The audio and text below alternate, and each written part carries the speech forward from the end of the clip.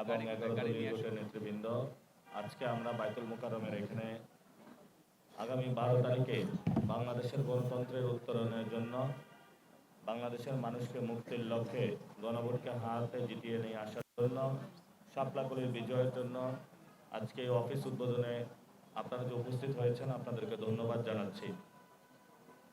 এই বাইতুল মোকাররম, এখানে ইসলামিক ফাউন্ডেশন রয়েছে এবং বাংলাদেশের সবচেয়ে বড় মসজিদ, বাংলাদেশের জাতীয় মসজিদ বাইতুল মোকাররমে আমরা দেখেছি গত 15 বছরে ইমামদের দাঁড়ি ধরে টান দেওয়া হয়েছে। আমরা দেখেছি তো এটা। ইনশাআল্লাহ বাংলাদেশে আমরা ক্ষমতায় আসলে কাউকে ইসলাম ফবিক কোনো কাজ করতে ইনশাআল্লাহ আমরা দিব না। সাথে সাথে একজন ভাই বলেছেন পল্টন থানার আমির যে গণ অভ্যুত্থানের পরে এখানে অনেকে ডাকাতি করতে এসেছিল, স্বর্ণ ডাকাতি, এখানে যে নিচের দোকানগুলো রয়েছে এগুলো ডাকাতি করতে এসেছিল।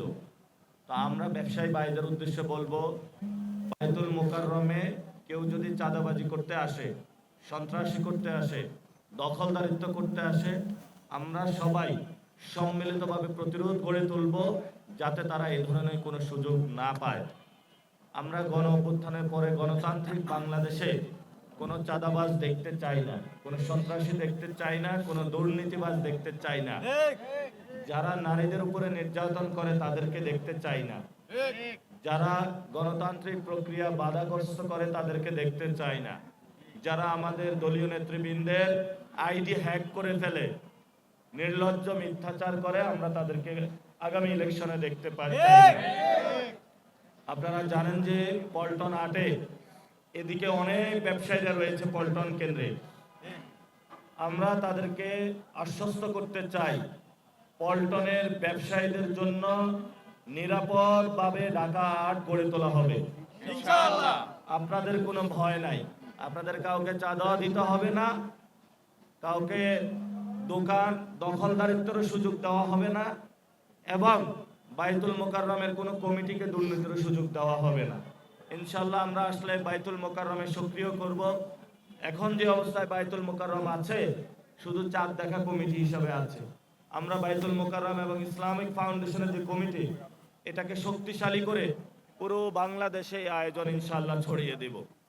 প্রিয় সাংবাদিক ভাইরা, আমাদের উপরে যারা আক্রমণ করছে, আমাদের উপরে যারা অ্যাটাক করছে, আমরা 12 তারিখ পর্যন্ত ধৈর্য ধারণ করব।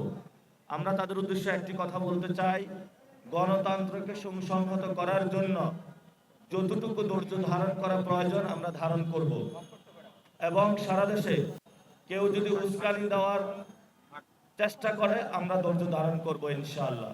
আপনারা জানেন যে আমাদের বিভিন্ন প্রচারণায় আমাদেরকে বিভিন্নভাবে হ্যারাস করার প্রচেষ্টা চালানো হচ্ছে। কখনো সাংবাদিক পরিচয়ে আসে, কখনো হলো তারা বিভিন্ন ভোটার পরিচয়ে আসে।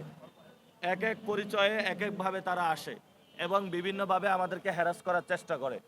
রাতের আধারে ব্যানার ছিঁড়ে ফেলে, বিলবোর্ড ছিঁড়ে ফেলে। তো আমরা যত ধরনের অত্যাচার আছে এগুলোর মধ্য দিয়ে যাচ্ছি, ইনশাল্লাহ আমরা ধৈর্য ধারণ করে যাব। তবে নির্বাচন প্রশাসনের, কমিশন এবং প্রশাসনের আমরা দৃষ্টি আকর্ষণ করছি, আপনারা নিয়ম বানালেন যে 20টা বিলবোর্ড থাকবে। তো যারা এত শত শত বিলবোর্ড লাগিয়েছে রাস্তাঘাটে, শুধু ওয়াশরুম ছাড়া সব জায়গায় বিলবোর্ড লাগিয়েছে, আপনারা তো কোনো ব্যবস্থা নিলেন না। তাহলে নির্বাচন কমিশন কি একদলীয় সেই বাকশালীয় নির্বাচনের দিকে হাঁটছে নাকি? আমরা দেখেছিলাম শেখ মুজিব বাকশাল কায়েম করেছিল, এখন বাংলাদেশে তারা জিয়াশাল নিয়ে আসতেছে, যেটার মাধ্যমে তারা একটি দলকে ক্ষমতায় নিয়ে আসার প্রচেষ্টা চালাচ্ছে, এবং সেই দলের সবাই দেখি গুলশান অফিসে গিয়ে সেজদা দেওয়া শুরু করেছে। তবে আপনারা যারা ওইখানে গিয়েছেন 12 তারিখে আপনাদের ভুল ভাঙবে। যেসব ব্যবসায়ীরা ভাইরা ওইখানে গিয়েছেন বলবেন যে উল্টা জায়গায় এসে পড়েছি। 12 তারিখে জনগণের রায়ের মধ্য দিয়ে নতুন বাংলাদেশের যাত্রা ইনশাআল্লাহ শুরু হবে। দাঁড়িপাল্লা শাপলাকলির জোয়ার উঠেছে বাংলাদেশে, জনগণ মুক্তি পাবে, নির্যাতিত মানবতা মুক্তি পাবে। গত 1 বছরে চাঁদাবাজি, মামলাবাজি, নারীদের উপরে নির্যাতন, সন্ত্রাস ছাড়া তাদের কোনো ঝুলিতে কোনো বলার কোনো কিছু নাই।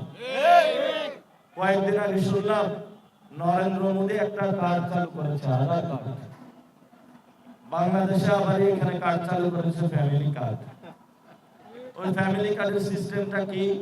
ওটা আবার এই প্রচারের জন্য পডকাস্ট কার্ড চালু করেছে। পডকাস্টের আরো এটা প্রচারের জন্য আল্লাহ জানে কি চালু করে। তো একজন ভদ্রলোক বাংলাদেশে এসেছিল, প্রথমে এসে খুব বেল্ট করে ইন করে নির্বাচনী প্রচারণা কাজ করত। এখন হলো বেল্ট নাই আর দেখি, বেল্ট খুলে গেছে না। যাক আলহামদুলিল্লাহ, ভালো, নির্বাচনী প্রতিদ্বন্দ্বিতা পূর্ণ হবে।